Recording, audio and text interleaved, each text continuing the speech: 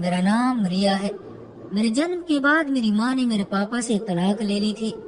फिर पापा ने ही मुझे माँ और बाप दोनों बन के पाला था। उन्होंने दूसरी शादी भी नहीं की थी। मेरे पापा का अच्छा खासा बिजनेस था। मुझे घर में किसी चीज की कमी नहीं थी।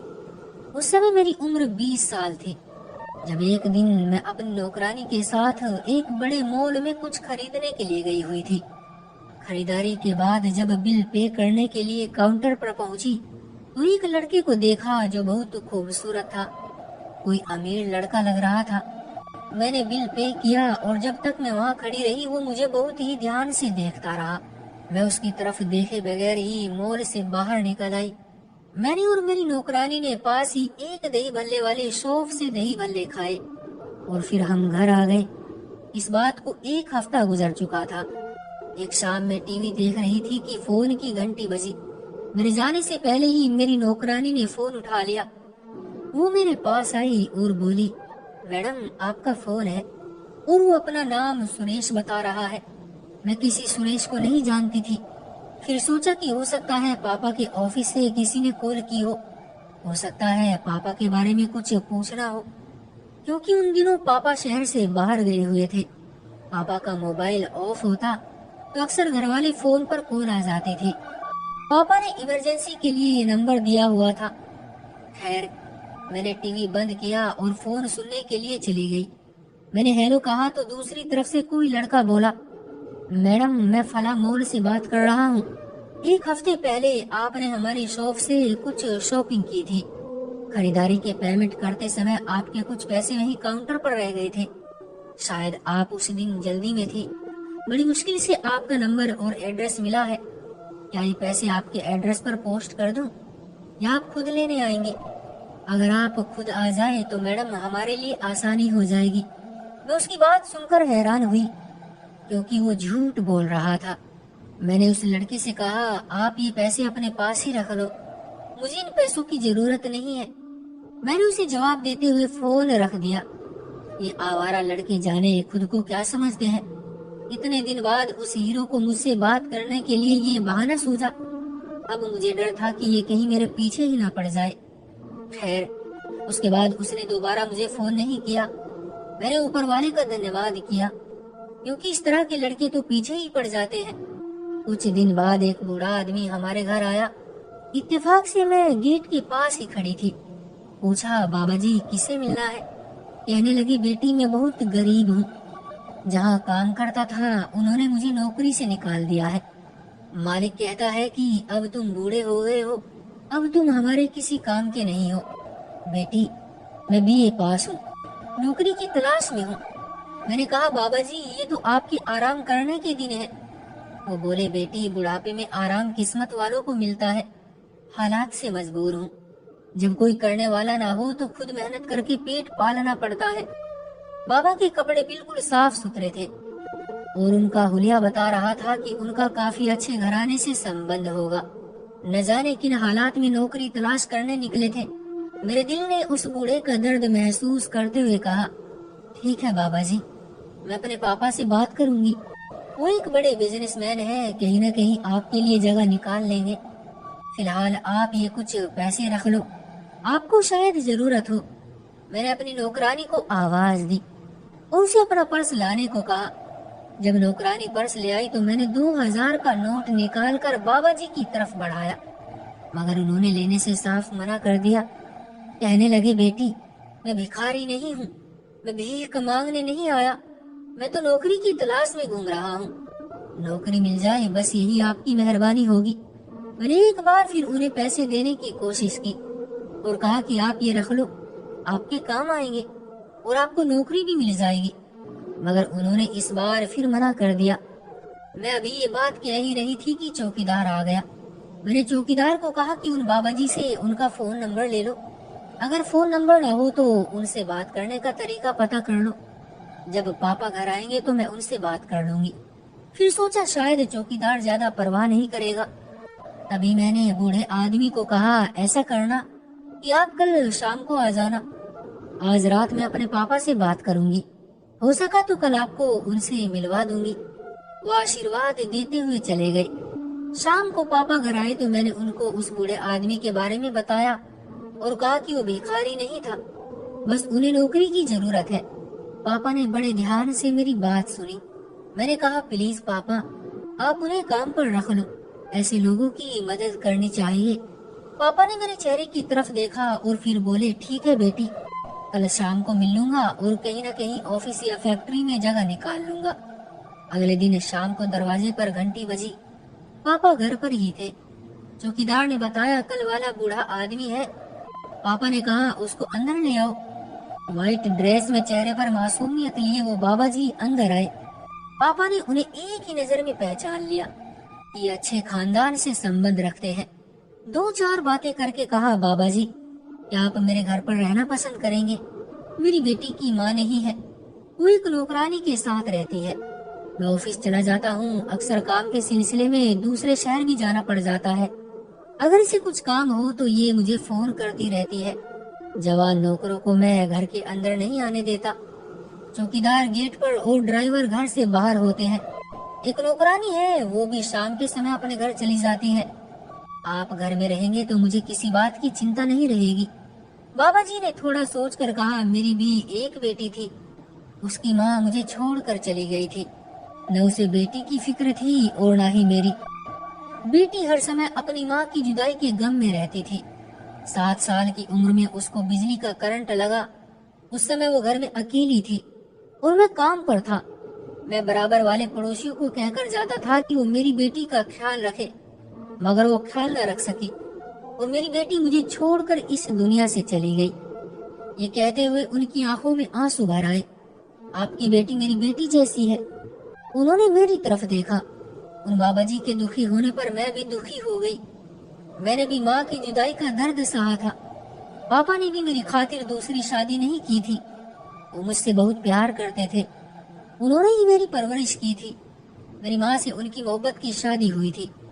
यूनिवर्सिटी के बीच ही उन्होंने एक दूसरे को पसंद कर लिया था और शादी का फैसला भी कर लिया था, मगर घर वाले ना माने। घर वालों के मना करने के बावजूद पापा ने अपनी पसंद की लड़की से शादी की। शादी में पापा के माँ, पिता, भाई बहन नहीं आए थे। मेरी माँ ने मुझे जन्म दिया तो उसके बाद पापा से उनका न जाने किस वजह से झगड़ा रहने लगा। आखिरकार उन दोनों की तलाक हो गई। उन दिनों मैं सिर्फ 9 महीने की थी। माँ को मुझ पर भी तरस नहीं आया और मुझे पापा के पास छोड़कर चली गई। माँ के जाने के बाद पापा ने मुझे माँ और बाप दोनों बनकर पाला और ऑफिस में ज्यादा काम होने की वजह से पापा ने मुझे एक बेसहारा औरत के हवाले कर दिया, जो पहले से ही पापा के घर नौकरानी थी। उसने मुझे पाला और वही अब तक मेरे साथ रहती है, मगर शाम को वो भी अपने घर चली जाती थी। मेरी दादी दादा ने ना ही कभी मुझे देखा और ना मुझसे कभी मिलने आते। पता नहीं क्यों जब मैं 5 साल की हुई तो पापा ने मेरा एडमिशन स्कूल में करा दिया। मुझे खुद छोड़ने और खुद ही लेने जाते थे। उन्होंने मुझे बाप और माँ दोनों का प्यार दिया, लेकिन मैं बिन माँ की बच्ची थी। माँ की कमी हर कदम पर महसूस करती थी। मैं घरेलू किस्म की लड़की थी। घर से कॉलेज और कॉलेज से घर में पापा के बगैर कहीं और आती जाती नहीं थी। बस कभी कभी नौकरानी के साथ शॉपिंग करने चली जाती थी। मेरी सारी कहानी सुनने के बाद उन बाबा जी ने हमारे घर में नौकरी करने के लिए हामी भर ली। पापा भी बहुत खुश थे कि वो मेरी वजह से परेशान नहीं रहेंगे। बाज बूढ़े आदमी इतने अच्छे और समझदार होते हैं कि हर उम्र के बच्चों के साथ घुल मिल जाते हैं। मेरा भी उन बाबा के साथ दिल लग गया था। वो घर के काम में हर नौकर की मदद करते थे और फिर खाली समय में मेरे साथ बहुत सारी बातें करते थे और मेरे साथ हंसी मजाक भी किया करते थे। मुझे उनकी बातें बहुत अच्छी लगती थी। वो बहुत ही अच्छी अच्छी बातें किया करते थे और बाकी समय में हमारे बंगले की देखभाल करते थे। उनके आने से ऐसा लगता था जैसे हमारे घर में खुशियां लौट आ गई हो। माँ के घर में ना होने के एहसास से जो घर खाली खाली लगता था, अब वो भरा भरा महसूस होने लगा। पापा के इस फैसले पर मैं बहुत खुश थी कि पापा ने उनको फैक्ट्री में नौकर रखने की बजाय घर में जगह दे दी थी। बाबा जी की हैसियत हमारे घर में एक मेंबर जैसी हो गई थी। उनके जिम्मे कोई काम नहीं था। उन्होंने खुद काफी काम संभाल लिया था। खास तौर पर वो हमारे घर की देखभाल किया करते थे। मैं जल्द ही बाबा से जुड़ गई। मुझे तो वो पहले दिन से ही अच्छे लगते थे। बस दिल चाहता था कि उनको अपने पास बैठाकर बस उनकी बातें सुनती रहूं। उनको अक्सर यही फिक्र लगी रहती थी कि मैंने कुछ खाया कि नहीं। वो एक माँ की तरह मेरा ख्याल रखते थे। ये बाबा जी खाना पकाना भी जानते थे। मैं उन्हें मना करती तो वो मुझे कहते, बेटी किचन को नौकरी पर नहीं छोड़ना चाहिए, बल्कि अपना खाना खुद अपने हाथ से बनाना चाहिए। वो अपना खाना खुद बनाना पसंद करते थे, किचन को साफ सुथरा रखते। उनकी देखा देखी में मैं भी खाने पकाने में दिलचस्पी लेने लगी। मैंने उनसे बहुत कुछ सीखा था। मुझे तो कुकिंग का बिल्कुल भी शौक नहीं था, मगर वो कहते थे, बेटी खाना पकाना जरूर सीखो, तुम्हारी भी शादी होनी है। अगर तुम्हारे पति को नौकरों के हाथ का खाना पसंद न आए और वो तुम्हें कह दे कि तुम खुद मेरे लिए खाना बनाओ, तो फिर तुम क्या करोगी? बेटी वैसे भी पति को अपनी पत्नी के हाथ का खाना बहुत अच्छा लगता है। मुझे उनकी बातें बहुत अच्छी लगती थी। मैंने कभी भी बुरा नहीं माना था। सच कहूँ तो मुझे आज तक किसी ने इस तरह से नहीं समझाया था जैसे वो समझाते थे। मेरी जिंदगी बहुत अच्छी गुजर रही थी। अब मैं जहाँ भी जाती बाबा जी को साथ ले जाती, शॉपिंग के लिए या फिर किसी क्लास फेलो के घर। मैं जब तक वहाँ रहती वो गाड़ी में ही बैठे रहते थे। पापा को पसंद नहीं था कि मैं जवान नौकरों के साथ कहीं जाऊं। इसी वजह से घूमने फिरने की बजाय मैं घर में ही रहा करती थी। बाबा जी साथ होते तो घूमने फिरने की अनुमति मिल जाती थी। अब सहेलियों के साथ घूमने के लिए किसी पार्क या रेस्टोरेंट में भी जा सकती थी। बाबा जी के साथ जाने से मुझे कोई उलझन नहीं होती थी, बल्कि सुकून महसूस होता था। एक दिन मैं अचानक ड्राइंग रूम में गई। पापा और बाबा जी की बातें सुनकर हैरान रह गई, क्योंकि बाबा जी 1 महीने की छुट्टी के लिए बात कर रहे थे। 2 महीने में उन्होंने हमारे घर का नक्शा ही बदल दिया था। पापा ने उन्हें सैलरी दी और उनकी छुट्टी मंजूर कर ली। उनके जाने से मैं बहुत उदास हो गई थी, लेकिन उनको तो जाना ही था। अपने घर की याद उनको सता रही थी। वो दोबारा आने को कहकर चले गए। मैं काफी दिन उदास रही, जैसे मेरी कोई खास चीज खो गई हो। बाबा जी को गए 1 महीने का समय गुजर गया था। 1 महीने का समय बहुत मुश्किल से गुजरा था। मैं बहुत खुश थी कि वो आ जाएंगे। उनका इंतजार था, मगर वो नहीं आए। फिर एक दिन पापा ने बताया कि वो आ रहे हैं। उस दिन तो मेरी खुशी का ठिकाना ही नहीं रहा। लेकिन वो अकेले नहीं आए, अपने बेटे के साथ आए थे। उस दिन तो उनका हुलिया ही कुछ और था। वो एक बड़ी सी गाड़ी में आए थे। झटका तो मुझे तब लगा जब यह पता चला कि बाबा जी कोई मामूली आदमी नहीं थे।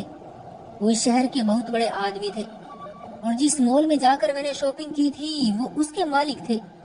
इस बार वो अपनी कीमती गाड़ी में आए और पापा से मेरा हाथ मांगा। बेटा भी साथ था। ये वही लड़का था जो शॉपिंग मॉल में मुझे घूर घूर कर देख रहा था। वो फिर पैसों के बहाने फोन किया था। अब आती हूँ असल कहानी की तरफ। उनके बेटे का नाम सुरेश था। सुरेश ने मुझे शॉपिंग मॉल पर शॉपिंग करते हुए देखकर पहली नजर में ही पसंद कर लिया था। वो अपने पापा को कहा करता था कि मैं लड़की को देखे बगैर शादी नहीं करूंगा। इस पर ही मामला अटका हुआ था। जब मेरे बारे में सुरेश ने अपने पापा को बताया तो उसके पापा ने कहा कि मैं भी जब तक लड़की का खानदान, उसका चाल चलन ना परख लूं, तुम्हारी शादी नहीं करूंगा। मैंने खुद जवानी में यही गलती की थी। एक नजर लड़की को देखा, दिल को भाई, और बगैर सोचे समझे ही उससे शादी कर ली थी। उसने निभा ना किया, और जब तुम साल भर के थे वो तुम्हें छोड़कर चली गई। उसने मुझसे तलाक ले ली। मैंने भी उसे इस शर्त पर तलाक दी कि बेटा नहीं दूंगा। उसे शायद बेटे की जरूरत भी नहीं थी। वो समझती थी कि मैं इतना छोटा बच्चा संभाल नहीं सकूंगा, तो खुद उसे वापस कर दूंगा। लेकिन मैंने फिर भी अपने बेटे को उसकी माँ के हवाले ना किया। मैंने सुरेश को किस किस तरह पाल पोस कर जवान किया वो मैं ही जानता हूँ। अब अपने इकलौते बेटे की शादी के मामले को उसके जज्बातीपन और उसके तजुर्बे की भेंट नहीं चढ़ने दूंगा। पिता की बात सुनकर उनकी शर्त को सुरेश ने मान ली। माँ नहीं थी कि लड़की को देखने परखने के लिए हमारे घर बार बार आती। बस सुरेश के पापा ने नौकर का रूप धारा और ऊपर वाले को जोड़ी मिलानी थी तो बाबा जी का रास्ता आसान किया। इस तरह हमारे घर रहकर उन्होंने मेरी आदत और संस्कार सब देख लिए। उनका ख्याल था कि मैं एक अमीर आदमी की इकलौती बेटी हूँ, आजाद ख्याल खुद गर्ज हो सकती हूँ। माँ भी नहीं है, घर चलाने के बारे में भी नहीं पता होगा। बाबा जी यही सोचते थे कि ऐसे घर की लड़कियां अच्छी बहू साबित नहीं होती। वो बेटे की शादी को कामयाब और घर में सुकून देखना चाहते थे। कहते हैं कि सांप का डसा रस्सी से भी डरता है। इधर पापा का भी इस मामले में कुछ ऐसा ही हाल था कि मोहब्बत की शादी करके पछताना पड़ा था। और सुरेश के पापा सोचते थे कि सुरेश और मुझमें कहीं फोन पर मोहब्बत वाला ड्रामा न चल पड़ा हो। इधर पापा को मेरी जिम्मेदारी संभालनी पड़ी तो उन्हें पता चला कि बिन माँ की बेटी की परवरिश करना कितनी कठिन होती है। दूसरी शादी भी मेरे खातिर नहीं की थी। अगर ये नौकरानी ना होती तो न जाने मेरा क्या होता। जब सुरेश के पापा ने सारी बातें पापा को बता दी तो पापा ने उनसे सोचने का समय मांगा और कुछ दिन बाद मेरी मर्जी से सुरेश से मिले और फिर हाँ कह दी। यूं मेरी शादी सुरेश से हो गई। सुरेश की दिली मुराद पूरी हो गई और बाबा जी को ऐसी बहू मिल गई कि जो उनकी सोच में भी नहीं था। मुझे सुरेश के घर में कभी कोई परेशानी नहीं हुई थी। सुरेश उनके इकलौते बेटे थे और मैं अपने पापा की इकलौती बेटी थी। पापा और मेरे ससुर जी एक दूसरे से रिश्ता जोड़कर बहुत खुश थे और मैं सुरेश को पाकर बहुत खुश थी क्योंकि वो इतने अच्छे हैं कि शायद ही कोई उन जैसा हो। आज ऊपर वाले का बहुत बहुत धन्यवाद है क्योंकि मैंने जिंदगी की सारी खुशियाँ पा ली है। तो दोस्तों ये थी हमारी आज की कहानी। उम्मीद करते हैं कि आपको जरूर पसंद आई होगी। आपका क्या कहना है इस कहानी के बारे में कमेंट करके हमें जरूर बताएं। वीडियो को लाइक करके चैनल को सब्सक्राइब कर लीजिए। साथ में घंटी को दबाकर ऑल पर सेट कर लीजिए ताकि आने वाली वीडियो आपको तुरंत मिले। मुझे दीजिए अगली वीडियो तक इजाजत। तब तक के लिए धन्यवाद।